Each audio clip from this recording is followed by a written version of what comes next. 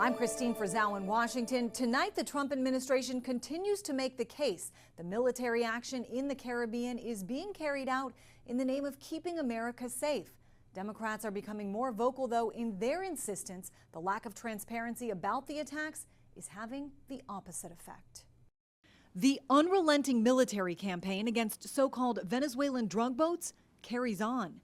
The announcement by Defense Secretary Pete Hegseth marked the 14th of its kind. For more than 8 weeks, President Trump has insisted the military strikes on Venezuelan boats have been in the name of stopping drugs on their way to U.S. shores. We stopped all drugs virtually from coming in by sea.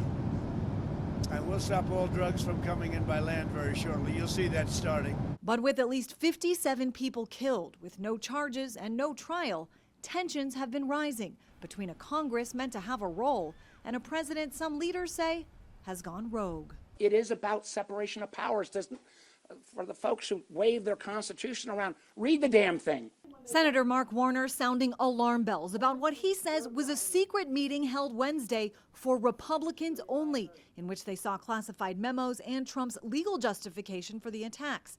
National security meetings have previously almost always been bipartisan. When you politicize decision-making about putting our service members in harm's way, you make them less safe.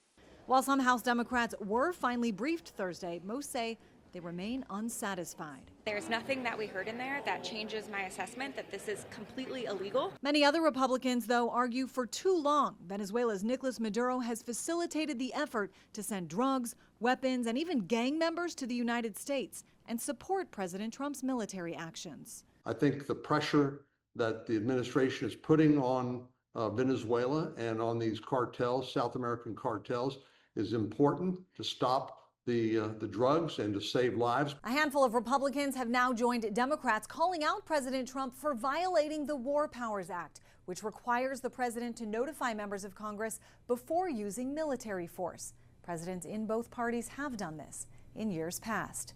I'm Christine Frizzell reporting.